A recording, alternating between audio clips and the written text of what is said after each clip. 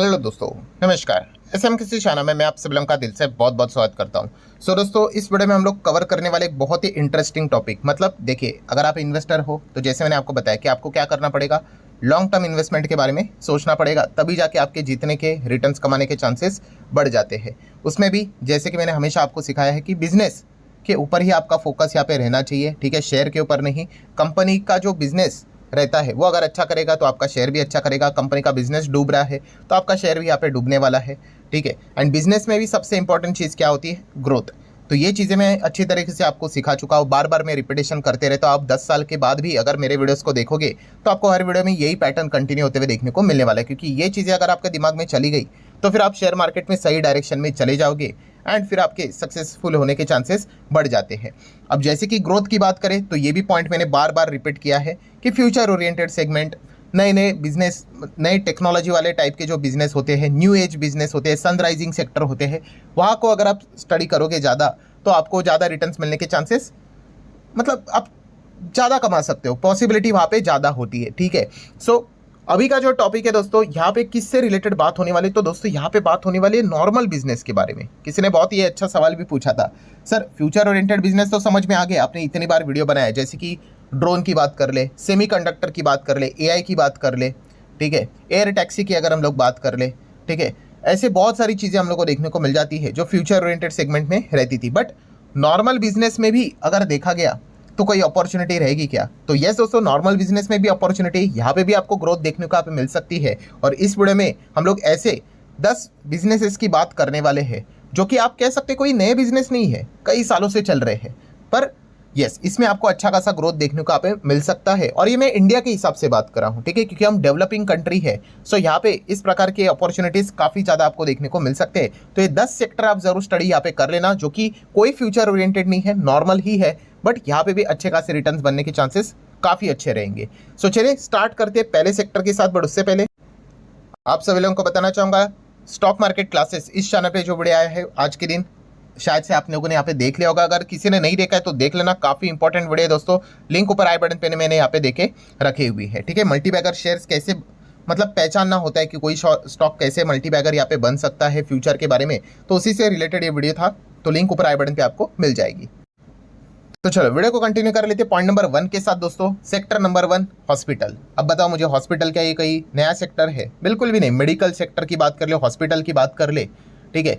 तो ये जो सेक्टर है दोस्तों, ये तो एवरग्रीन सेक्टर है। यहाँ पे तो आपको तेजी देखने को यहाँ पे मिल जाएगी। आपने सुना भी है ना कि इन्फ्लेशन जो चलता है वो 2 सेक्टर में एकदम नेक्स्ट लेवल का चलता है, एक है हॉस्पिटल और दूसरा कौन सा है? एजुकेशन। अभी एजुकेशन से रिलेटेड कोई अच्छी लिस्टेड कंपनी मार्केट में तो यहाँ पे है नहीं, ठीक है, बट हॉस्पिटल से रिलेटेड आपको काफ़ी बढ़िया बढ़िया कंपनी मिल जाएंगी, ठीक है। मतलब आप कंफ्यूज हो जाओगे कि कहाँ पे जाओ और कहाँ पे ना जाओ, ऐसे ऐसे आपको बढ़िया बढ़िया कंपनियाँ स्टॉक मार्केट में हॉस्पिटल सेगमेंट से रिलेटेड ज़रूर देखने को यहाँ पे मिल जाएंगी। तो हॉस्पिटल एक ऐसा सेक्टर है दोस्तों जहाँ पे आपको हमेशा अच्छा ग्रोथ वाला कंपोनेंट देखने को यहाँ पे मिल जाएगा, ठीक है। यहाँ पे आपको लोअर ग्रोथ के चांसेस ज़्यादा देखने को नहीं मिलेंगे। और ये एक ऐसी चीज़ होती है दोस्तों जहाँ पे कोई लोग कॉम्प्रोमाइज़ नहीं करते हैं, ठीक है। अगर आपको डॉक्टर बोलते हैं कि भाई 10,000 की दवाई लेनी पड़ेगी फॉर एग्जाम्पल के लिए, तो आप ये नहीं बोलोगे कि अरे नहीं नहीं कोई सस्ती वाली बता दो, नहीं, लेना पड़ेगा तो वो लेना पड़ेगा अगर जीवित रहना है तो, ठीक है। तो इसलिए हॉस्पिटल सेगमेंट की अगर हम लोग बात करें दोस्तों, ये एवरग्रीन सेगमेंट रहता है, आप जरूर इसको कंसिडर कर सकते हो। आ जाते हैं दोस्तों सेक्टर नंबर 2 के ऊपर, जो कि है गोल्ड से रिलेटेड। यस, गोल्ड एक ऐसी कमोडिटी है दोस्तों जो कि हर एक घर में इंडिया में हाउस होल्ड में आपको पाया जाएगा, ठीक है। हो सकता है भाई काफ़ी फैमिलीज़ को शेयर मार्केट के बारे में कुछ भी ज्ञान ना हो, बट आप कह सकते हैं पुराने जितने भी लोग रहते थे, ठीक है, हमारे दादा दादी की अगर बात करें, वो गोल्ड जरूर खरीद के रखते थे। उनका रीज़न कोई इन्वेस्टमेंट नहीं होता था, वो रीज़न हुआ करता था भाई शादी के लिए, बट अल्टीमेटली वो इन्वेस्टमेंट के हिसाब से ही चीज़ें चलती थी, ठीक है। आप कितने भी उसके चार्जेस हटा दो, कुछ भी कर लो, बट अल्टीमेटली वो नेट रिटर्न्स तो काफ़ी अच्छे ही देते थे। तो गोल्ड हमेशा जीवित यहाँ पे रहता है, आगे भी यहाँ पे रहेगा। सेंट्रल बैंक भी गोल्ड खरीदते हैं, आप सभी लोगों को पता ही है। एंड गोल्ड से रिलेटेड जो बिजनेस रहते हैं, जैसे कि अगर आप गोल्ड लोन की बात कर लो, ठीक है, देखिए लोन तो हर कोई लेता ही जाता है, ठीक है, बट हर किसी को लोन मिले इसके चांसेस तो कम ही रहते हैं, ठीक है। एंड जो पर्सनल लोन रहते हैं, अनसिक्योर्ड लोन रहते हैं, वहाँ पे भी बहुत ज़्यादा रिस्ट्रिक्शंस आते रहते हैं। और आने वाले समय में बहुत सारी कंपनियां तो डूबने भी वाली है, जिन्होंने अनाप शनाप किसी को भी अनसिक्योर्ड लोन बांट के यहाँ पे रखा हुआ है। तो सिक्योर्ड लोन ये एक बहुत ही अच्छी चीज़ यहाँ पे रहती है, कंपनी भी सेफ रहती है, सारी चीज़ सेफ रहती है, और गोल्ड जैसा सिक्योर्ड लोन आपको किधर भी नहीं मिलेगा, मतलब क्विकली अवेलेबल रहता है। तो इसलिए गोल्ड लोन आपको हमेशा इससे रिलेटेड काम करने वाली कंपनियां काफ़ी अच्छा करते हुए देखने को यहाँ पे मिलते रहती है। पॉइंट नंबर 3 सेक्टर की बात कर रहे हैं दोस्तों, तो वो है एयरलाइन सेक्टर, एविएशन सेक्टर। ये तो मैं कई सालों से आपको बता ही रहा हूँ, इसमें कोई रॉकेट साइंस की जरूरत नहीं है भाई, ठीक है। आप यहाँ पे जरूर कह सकते हैं जैसे कि लोगों का पर कैपिटा इनकम बढ़ते चला जाएगा, अर्निंग्स बढ़ती चली जाएगी, ठीक है, एयरलाइन की डिमांड यहाँ पे बढ़ती रहेगी। और अगर आप यहाँ पे रिसेंटली जितने भी आर्टिकल्स देखोगे इस सेक्टर के बारे में, जितने भी चीज़ों को देखोगे, तो आपको यही चीज़ें बार बार समझ में यहाँ पे आ जाएगी। इतनी हायर डिमांड यहाँ पे रहने वाली एयरलाइन सेक्टर की, ठीक है। एंड यहाँ पे अगर आप मार्केट के हिसाब से भी देखोगे तो काफ़ी लिमिटेड ही कंपनियां मार्केट में ऑपरेट करते हुए देखने को मिल जाती है, और उसमें से भी अगर देखा गया मैक्सिमम कंपनियां स्ट्रगल ही कर रही है। सो यहाँ पे हम कह सकते हैं कि कंपटीशन लो और डिमांड बहुत ज़्यादा, इस प्रकार की कंपनियां बहुत ज़बरदस्त बाजी यहाँ पे मार रही है। तो एयरलाइन एविएशन सेक्टर को आप इग्नोर नहीं कर सकते। सेक्टर नंबर 4 की अगर बात करें दोस्तों, भारतीय रेल। यस, रेलवे सेक्टर की बात करें, आप मुझे बताओ रेलवे क्या कल जाके पैदा हुआ है, पहली बार देख रहे हो? नहीं, कई सालों से यहाँ पे चल रहा है। सो अभी जाके हम लोगों को क्या देखने को मिल रहा है, रेलवे से रिलेटेड चीज़ें पहले भी डेवलपमेंट चलती थी, पहले भी बहुत ज़्यादा कॉन्ट्रैक्ट मिलते थे। फर्क क्या हो गया?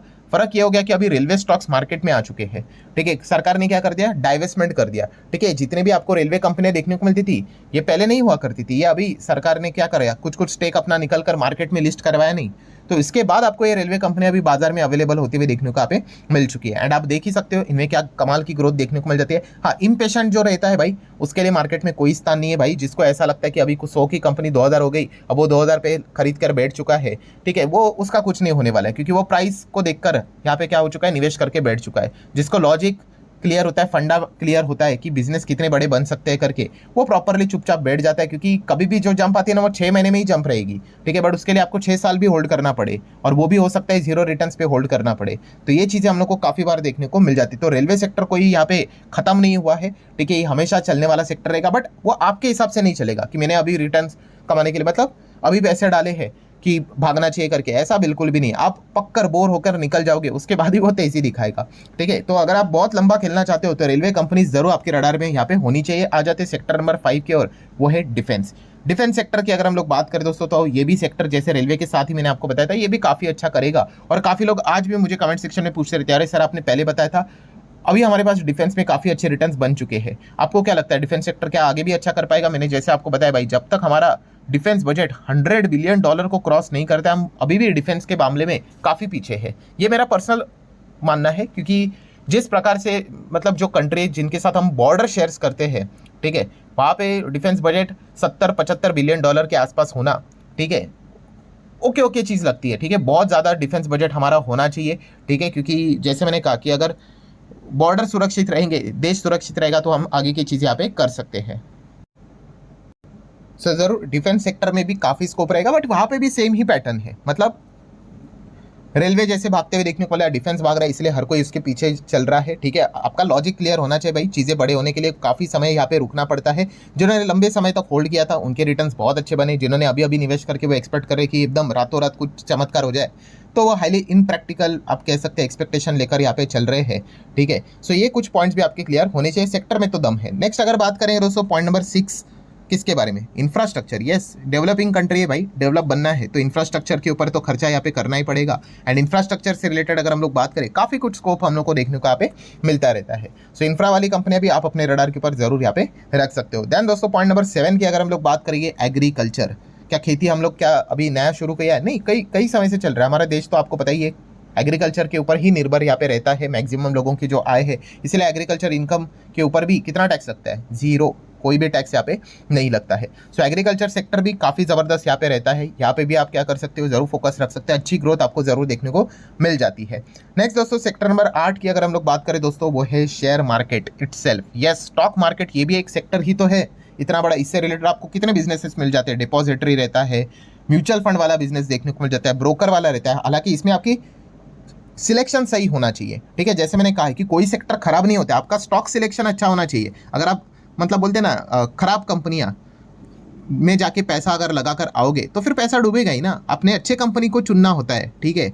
सो ये हमेशा याद रखना है, मैंने बहुत बार ये गोल्डन रूल आपको सिखाया है कि कोई भी सेक्टर उठा लो, ABCD कोई भी सेक्टर, उसमें आपको मैं अच्छे कंपनी भी दिखा दूंगा और खराब भी दिखा दूंगा। ठीक है, तो आप कौन सा सेक्टर में कौन सा स्टॉक पिक करते हो, इससे पता चलता है कि आप कितना रिटर्न कमाओगे। तो शेयर मार्केट ये भी एक बूमिंग सेक्टर है, आप सभी लोग देख ही सकते हो कितने सारे बिजनेसेस इस चीज़ के चलते बड़े यहाँ पे हुए हैं, और ये भी आने वाले समय में और भी बड़ा यहाँ पे होने वाला है, तो इसको भी आप इग्नोर नहीं कर सकते। आ जाते सेक्टर नंबर 9, एंड वही दोस्तों इंश्योरेंस से जुड़ी हुई चीज़। कौन सी? Online insurance. देखिए इंश्योरेंस की अगर बात करें, अभी तक क्या चीज़ें देखने को मिलती थी, सारा ऑफलाइन पेपर वर्क यहाँ पे होता है।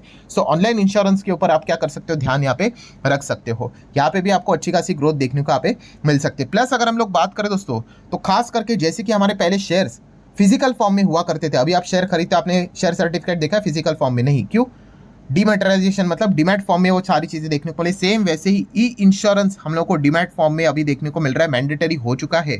सरकार ने तो 1 अप्रैल 2024 से ही अनाउंसमेंट कर दिया है, मतलब जो भी इंश्योरेंस पॉलिसीज निकलेंगी अभी उसका डिजिटलाइजेशन सब कुछ फॉर्म में यहाँ पे होना चाहिए। डीमैट में कैसा है दोस्तों, आप अपना कोई भी शेयर ABCD XYZ कोई भी देखते हो ना, ब्रोकर का अकाउंट ओपन कर लेते हो, कोई भी शेयर्स नजर आ जाते हैं, पूरा इन्फॉर्मेशन आपको मिलता है, कब खरीदा है, कौन से प्राइस पे खरीदा है, अगर वापस खरीदा है तो एवरेज कब है, टैक्स से रिलेटेड सारी इन्फॉर्मेशन मिलती है कि नहीं। वैसे इंश्योरेंस सेगमेंट में भी ये सारी चीज़ें हम लोग को होते हुए देखने को मिलने वाली है। यहाँ पे बहुत सारे रिपोजिटरी भी हम लोग को वर्क करते हुए देखने को यहाँ पे मिल जाते हैं। जैसे कि शेयर मार्केट में डिपॉजिटरी कैसे रहते हैं, NSDL CDSL, वैसे यहाँ पे भी हम लोग को रिपोजिटरीज वर्क करते हुए देखने को मिल जाती है, जो कि ई इंश्योरेंस आपका पूरा डिजिटलाइजेशन में डेटा रखने का, स्टोर करने का काम यहाँ पे करती है। तो यहाँ पे भी आपको अच्छा खासा ग्रोथ देखने को मिल सकता है। एंड आ जाते हैं आखिरी सेक्टर, पॉइंट नंबर 10, जो कि है टेलीकॉम सेक्टर। यस दोस्तों, टेलीकॉम की अगर बात कर ले, इंटरनेट की अगर हम लोग बात कर ले, ठीक है, ये तो एवरग्रेनिंग सेक्टर है, आप सब लोगों को यहाँ पे पता ही है। एंड यहाँ पे तो फिलहाल डिओपॉली यहाँ पे चल रहा है, तो इन चीज़ों को आप इग्नोर नहीं कर सकते। आप एक ही चीज़ कर सकते हो, आप अपना फ्रस्ट्रेशन